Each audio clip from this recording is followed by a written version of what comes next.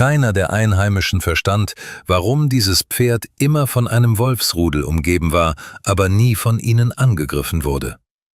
Erst als einer der Einheimischen diese seltsame Tiergruppe näher kennenlernte, gelang es ihm herauszufinden, was dort vor sich ging. Aber die Erklärung erwies sich als beunruhigender, als er es sich hätte vorstellen können. Zuerst dachten sie, sie müssten das Pferd vor den Wölfen retten, aber vielleicht war in Wirklichkeit alles genau umgekehrt. Ein Jäger namens Kevin verbrachte etwa einen Tag mit der Suche, bis er schließlich das von Wölfen umgebene Pferd fand.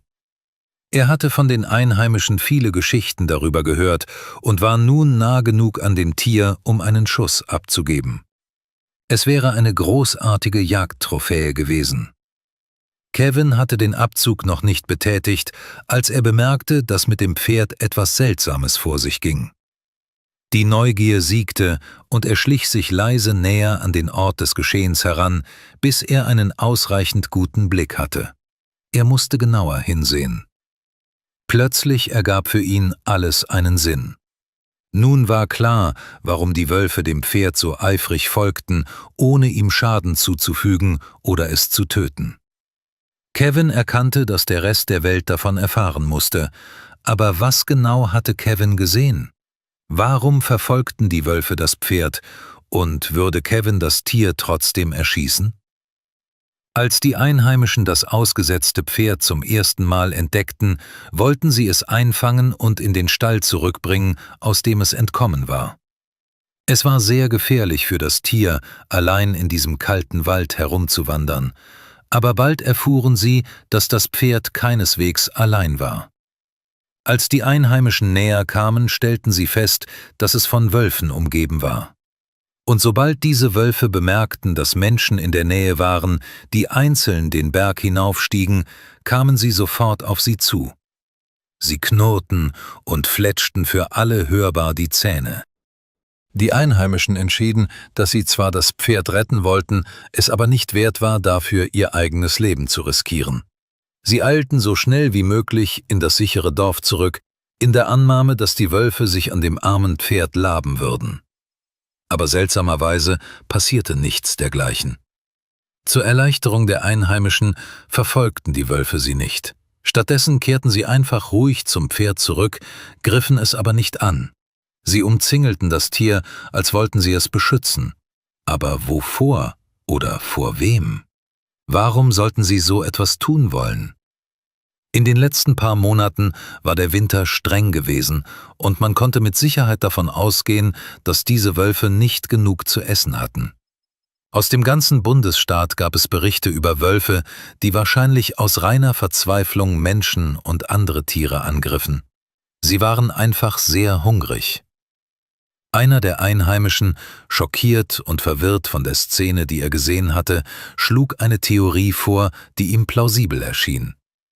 Vielleicht hatten die Wölfe vor kurzem große Beute gemacht und waren noch satt? Es wäre klug, dieses Pferd am Leben zu lassen und das arme Tier erst in schwierigeren Zeiten zu verzehren. Kurz darauf sah er, wie das Pferd langsam in den Wald zurücktrottete und die Wölfe ihm folgten. Wie dieses Pferd die ganze Zeit über so ruhig bleiben konnte, blieb für alle ein großes Rätsel. Sie gingen davon aus, dass dies das letzte Mal war, dass sie das arme Tier sahen, aber da irrten sie sich gewaltig. Nach dieser Begegnung sahen sich die Einheimischen an und besprachen, was zu tun sei. War es moralisch vertretbar, in dieses einzigartige Naturphänomen einzugreifen und zu versuchen, das Leben des Pferdes zu retten? Sie konnten sich nicht einigen. Alle dachten jedoch, sie sollten sich in der Gegend umhören und herausfinden, ob jemandem im Dorf ein schwarz-weißes Pferd fehlte. Der Besitzer des Pferdes verdiente es zu erfahren, was mit ihm passiert war. Zu ihrer Überraschung schien niemandem im Dorf ein Pferd zu fehlen. Bei dem Versuch, die Besitzerin des Pferdes zu finden, trafen die Einheimischen jedoch auf eine Frau, die sehr genau zu wissen schien, um welches Pferd es ging. Es war klar, dass sie dieses einzigartig gefärbte schwarz-weiße Pferd schon einmal gesehen hatte. Die Frau begann ihnen zu erzählen, was eine Woche zuvor passiert war. Sie spazierte am Waldrand auf der Spitze des Hügels, als sie dasselbe Pferd sah, umgeben von einem Wolfsrudel. Sie war nicht die Einzige, die dies bemerkt hatte, und das bewies, dass dieses seltsame Verhalten der Tiere schon seit einiger Zeit beobachtet wurde. Es stellte sich heraus, dass viele Dorfbewohner schon seit geraumer Zeit über dieses Phänomen sprachen. Sie waren sich absolut sicher, dass das Wolfsrudel das Pferd nicht fressen wollte. 3 der Einheimischen waren davon so fasziniert, dass sie beschlossen, am nächsten Tag noch einmal zu versuchen, das Rudel aufzuspüren. Und tatsächlich sahen sie wieder dasselbe, als sie sich in der Nähe des Dorfes befanden. Alle 3 bestätigten, dass die Wölfe wirklich kein Interesse daran zeigten, das langbeinige Tier zu fressen. Sie entdeckten das Pferd auf einem Feld und die Wölfe folgten ihm etwa 3 Meter dahinter. Dieser Anblick verblüffte das Trio wirklich, und dieses Mal beschlossen sie, selbst Beweise zu sammeln. Das Trio beschloss, Fotos zu machen, um diese Geschichte mit dem Rest der Welt zu teilen. Aus sicherer Entfernung zum Pferd und zu den Wölfen machten sie einige beeindruckende Fotos von den Tieren. Es war notwendig, dass so viele Menschen wie möglich dieses ungewöhnliche Verhalten sahen. Ein paar Stunden später, nachdem die Tiere wieder verschwunden waren, veröffentlichte das Trio eine Auswahl ihrer Fotos in den sozialen Medien. Innerhalb weniger Minuten wurden die Bilder bereits weit verbreitet und Menschen aus aller Welt interessierten sich für diese Geschichte. Unter ihnen war ein Mann namens Kevin. Als Kevin, ein junger Jäger, die Fotos in den sozialen Medien sah, weckten sie sofort sein Interesse. Er musste zugeben, dass er zuerst dachte, die Bilder seien mit Photoshop oder etwas Ähnlichem manipuliert worden. Aber nachdem er viele Fotos der Tiere aus verschiedenen Blickwinkeln betrachtet hatte, war er überzeugt, dass sie echt sein mussten. Als er erkannte, dass es sich um ein völlig einzigartiges Phänomen handelte, verspürte er plötzlich den starken Drang herauszufinden, was der Grund für diese höchst unerwartete Partnerschaft war. Es wurde sogar zu einer Obsession, die Kevin einfach nicht loswerden konnte. Was ging in diesen Wäldern, inmitten der Berge Alaskas vor sich? Nach einer Weile hielt Kevin es einfach nicht mehr aus. Er packte seine Jagdausrüstung und machte sich auf die 4-stündige Fahrt ins Dorf. Seine Absichten gingen weit über das hinaus, was er zeigen wollte, aber er beschloss, seine wahren Beweggründe vorerst niemandem mitzuteilen. Wenn jemand danach fragte, würde er sagen, dass er sich schon immer für das Verhalten von Tieren interessiert habe und es kaum erwarten könne, herauszufinden, was hier vor sich ging. Aber in Wirklichkeit wollte er dieses wunderschöne Pferd fangen und es als Trophäe ausstellen. Kevin sammelte einzigartige Trophäen in ganz Amerika und das Erlegen des Königs der Wölfe wäre eine großartige Geschichte. Es war zu einer lokalen Legende geworden, von der jeder von Freunden, Verwandten oder Nachbarn gehört hatte. Kevin bemerkte dies sofort und beschloss, dass er heimlich handeln musste. Er übernachtete in einem Motel etwas außerhalb des Dorfes. Am nächsten Morgen plante er, als erstes in den Wald zu gehen. Er wollte nicht warten, bis das Rudel das Dorf wieder besuchte, da dies nur noch mehr Aufmerksamkeit auf sie lenken würde. Er musste seine Arbeit beenden, bevor das passierte. Er begann seine Suche, sobald die Sonne aufging. Er machte sich schnell auf den Weg in den Wald und stellte sicher, dass ihn niemand auf dem Weg bemerkte. Als er schließlich ankam, war es unheimlich still. Der Wald schien fast verlassen. Das kam Kevin seltsam vor, seit seiner Kindheit verbrachte er den größten Teil seiner Freizeit im Wald. Er konnte leicht erkennen, wenn etwas nicht stimmte. Natürlich war es völlig logisch, dass es jetzt weniger wilde Tiere im Wald gab. Es war einfach für einige Tiere zu kalt. Aber als er umherging, bemerkte er etwas Seltsames. Wohin Kevin auch sah, er konnte im Umkreis von vielen Meilen einfach kein einziges Lebewesen entdecken. Und er war ein erfahrener Jäger, er wusste also definitiv, wie man ein Tier erkennt, das sich in der Nähe aufhält. Er blieb wie angewurzelt stehen und verharrte einige Minuten lang dort, um den Geräuschen der Natur zu lauschen. Zum Glück verrieten ihm die Geräusche alles, was er im Moment wissen musste. Als er auf das Heulen lauschte, bemerkte Kevin einige Unterschiede in den Tönen. Er verstand, dass dies nur eines bedeuten konnte: Irgendwo in seiner Nähe befand sich ein ganzes Wolfsrudel. Und er wusste, dass es sich nur um die Wölfe handeln konnte, die das Pferd in ihr Rudel aufgenommen hatten, da sich Wolfsreviere oft über riesige Landstriche erstrecken. Dies wäre die beste Erlegung seines Lebens, und er könnte endlich vor allen anderen Mitgliedern der Jagdgemeinschaft angeben.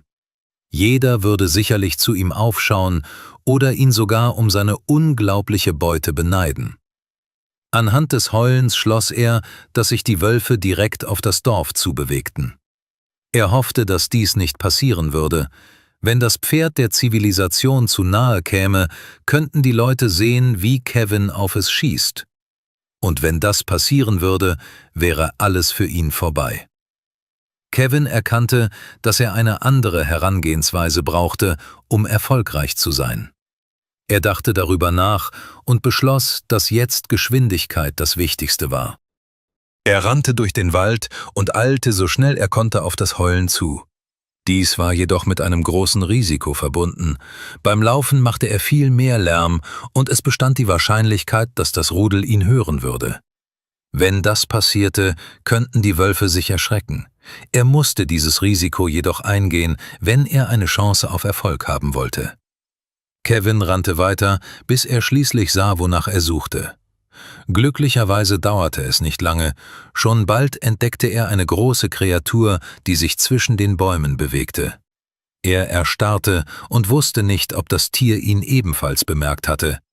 Soweit er sehen konnte, hatte das große Säugetier definitiv schwarz-weißes Fell. Konnte das Pferd sein, von dem alle sprachen? Aber als Kevin etwas näher kam, konnte er endlich das Gesamtbild erkennen.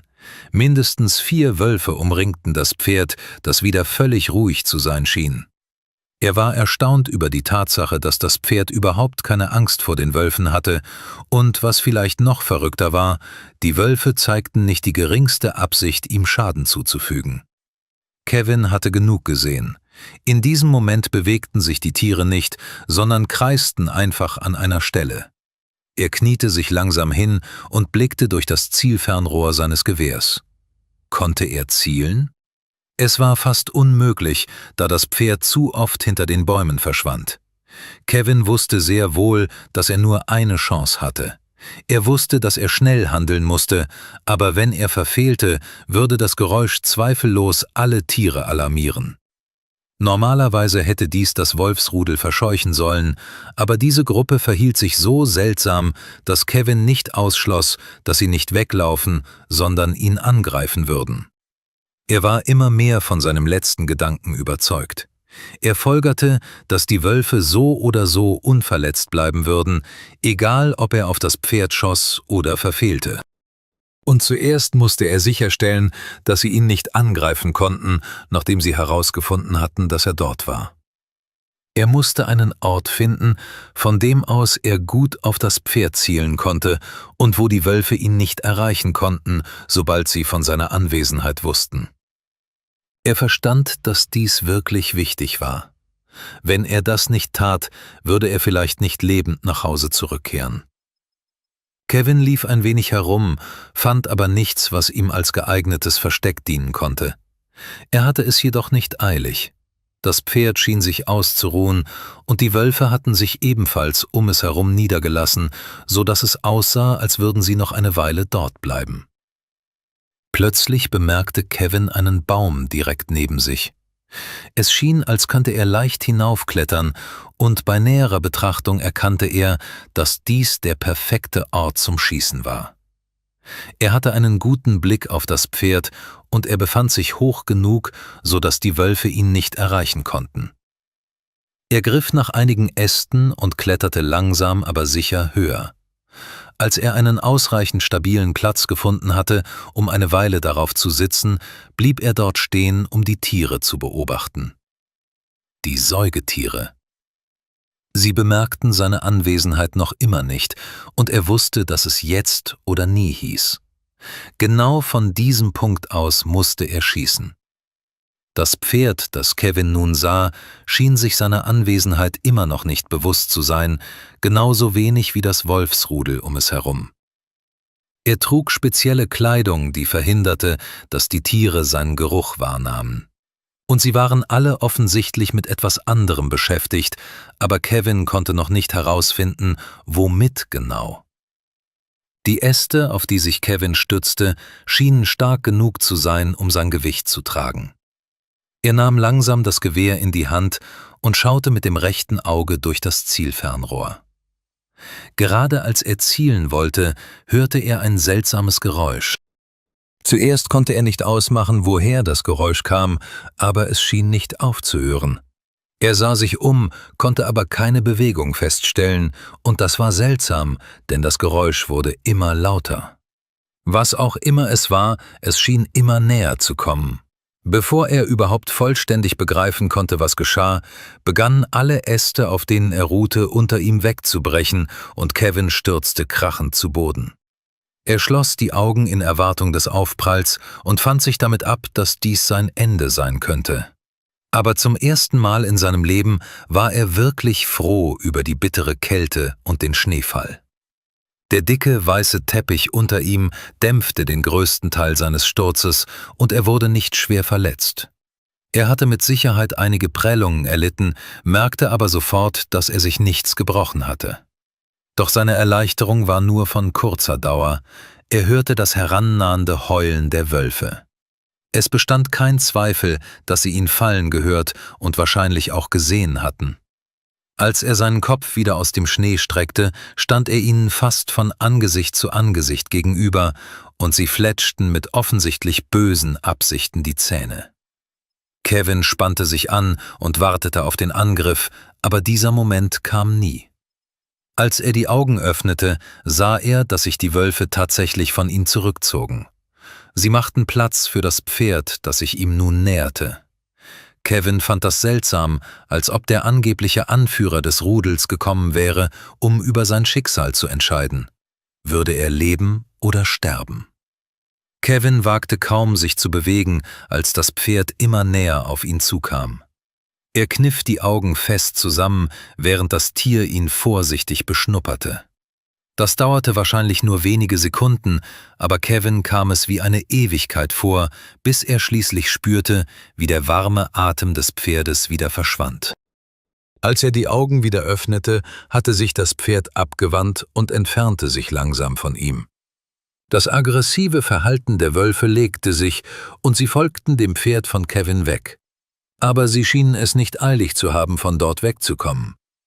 Kevin versuchte aufzustehen und machte ein paar Schritte rückwärts. Er fürchtete immer noch, dass diese wilden Tiere ihre Meinung ändern könnten, aber dafür gab es tatsächlich keine Anzeichen. Nachdem das Pferd aufgehört hatte, ihn zu beschnuppern, schienen sie jegliches Interesse an ihm verloren zu haben. Es war auch klar, dass sie ihn nicht mehr als Bedrohung ansahen, sie wandten ihm sogar den Rücken zu, und keiner aus dem Rudel behielt ihn im Auge. Wie konnten diese Tiere so selbstsicher sein? Hatten sie früher keine unangenehmen Erfahrungen mit Menschen gemacht? Oder lag es ausschließlich an dem Pferd? Vielleicht war das Pferd unter Menschen aufgewachsen, bevor es in den Wald ging. Vielleicht hatte es gelernt, Menschen zu vertrauen, und das könnte der Grund dafür gewesen sein, dass es auch ihm vertraute. Und offensichtlich folgten alle Wölfe seinem Beispiel. Aber das weckte nur noch mehr Kevins Neugier über die Verbindung zwischen diesen Tieren. Er war sich nun sicher, dass diese Wölfe nicht nur das Pferd beschützten, sondern dass noch etwas anderes dahinter steckte. Sie folgten dem Pferd und orientierten sich an ihm. Selbst jetzt schien es, als hätte das Pferd die Route selbst gewählt, die sie nehmen wollten, und Kevin war sich über die Gründe dafür immer noch nicht sicher. Er beschloss, dem Rudel eine Weile zu folgen und sie zu beobachten. Er hielt einen sicheren Abstand ein, um sicherzustellen, dass alles in Ordnung war, bemühte sich aber nicht, außer Sichtweite zu bleiben. Diese Tiere hatten keine Angst vor ihm, und solange er sie nicht überraschte, sollte alles in Ordnung sein. Es war vielleicht eine riskante Entscheidung, aber es war der einzige Weg, um die Antworten zu bekommen, nach denen er wirklich suchte. Nach etwa einer Stunde Fußmarsch blieben das Pferd und die Wölfe neben einem bestimmten Baum stehen. Kevins Augen weiteten sich vor Staunen, als er sah, wie sich etwas Schockierendes abspielte. Er musste sich die Augen reiben, um sicherzugehen, dass er sich das nicht einbildete. Das musste ein Streich sein, oder? Er blickte direkt auf etwas, das er zuvor für unmöglich gehalten hatte. In seinem Leben als Jäger und Waldläufer hatte er schon viele verrückte Verhaltensweisen von Tieren gesehen, aber was dieses Pferd jetzt tat, schien nicht von dieser Welt zu sein. Obwohl es endlich erklärte, warum die Wölfe dieses Pferd so lange verfolgt hatten, ohne es zu töten. Sie hatten eine Art Zusammenarbeit, die unerhört schien, aber es wäre sicherlich die Antwort auf alle Fragen, die in Zusammenhang mit diesem seltsamen Wolfsrudel auftauchten. Vielleicht hatte er sich das nicht nur eingebildet, und dann begann das wahre Wunder zu geschehen. Während die Wölfe ruhig warteten, stieg das Pferd auf die Hinterbeine und versuchte hoch genug zu gelangen, um etwas von dem Baum über ihnen herunterzuholen. Kevin hatte vergessen, wie groß ein Pferd sein konnte. Die Wölfe hätten aus eigener Kraft natürlich niemals eine solche Höhe erreichen können. Aber was war das Besondere an diesem Baum? Kevin schaute nach oben und sah eine alte Jagdfalle, in der sich ein Wildschwein gefangen hatte. Das arme Tier war dort erfroren. Offensichtlich hatte einer der Einheimischen diese Falle aufgestellt, aber die Chancen, dass diese Person angesichts der strengen Kälte an diesen Ort zurückkehren würde, waren gering. Kevin konnte nur vermuten, dass es in den hiesigen Wäldern Hunderte solcher Fallen für Wildschweine gab. Die Häuser im Dorf und in der Umgebung lagen sehr weit auseinander, und es war nicht immer einfach, einen Supermarkt zu erreichen. Deshalb beschafften sich viele ihre Nahrung durch die Jagd auf wilde Tiere, und das Aufstellen solcher Fallen war eine alte Tradition. Die Wölfe hatten diese gefangenen Tiere wahrscheinlich gewittert und bemerkt, dass sie in den kältesten Wintermonaten eine gute Nahrungsquelle sein könnten. Kevin nahm an, dass das Rudel das Pferd durchaus an diese Orte geführt haben könnte, damit es Nahrung für sie beschaffen konnte. Nun, da Kevin immer mehr darüber nachdachte, wurde ihm klar, dass die Wölfe das Pferd im Austausch für seine Hilfe am Leben ließen. Möglicherweise beschützten sie das Pferd sogar als eines der ihren, da es zu einem wichtigen Mitglied des Rudels geworden war. Er konnte nicht glauben, dass er ein direkter Augenzeuge dieser besonderen Zusammenarbeit geworden war. Als Kevin sah, wie diese völlig unterschiedlichen Tiere zusammenlebten und aufeinander angewiesen waren, überlegte er es sich zweimal, bevor er das Pferd tötete. Er war sich wirklich nicht mehr sicher, was er tun sollte. Brauchte er wirklich eine weitere Trophäe, oder war es für die Wölfe wichtiger, ihren einzigen Ernährer zu behalten? Tief in seinem Inneren wusste Kevin, dass er sie gehen lassen musste. Er wartete, bis sich das Pferd und die Wölfe weiter entfernt hatten, und schaute ihnen nach, bis sie außer Sichtweite waren. Er musste zugeben, dass er anfangs etwas enttäuscht war, nicht die Trophäe mit nach Hause zu bringen, auf die er gehofft hatte, aber später erkannte er, dass er etwas noch Besseres bekommen hatte. Er war Zeuge einer ganz besonderen und wunderbaren Interaktion zwischen Tieren geworden, die normalerweise nicht zusammenleben konnten. Er verstand, dass er so etwas wahrscheinlich nie wiedersehen würde, und beschloss, um der Tiere willen, niemandem zu erzählen, was er an diesem Tag im Wald gesehen hatte. So lebte die Legende vom Pferd und seinem Wolfsrudel unter den Einheimischen weiter. Kevin kehrte zufrieden nach Hause zurück, in dem Wissen, dass die Tiere zusammenarbeiteten, was ihre Überlebenschancen erhöhen würde. Er war dankbar dafür, eine solche Schönheit mit eigenen Augen gesehen zu haben.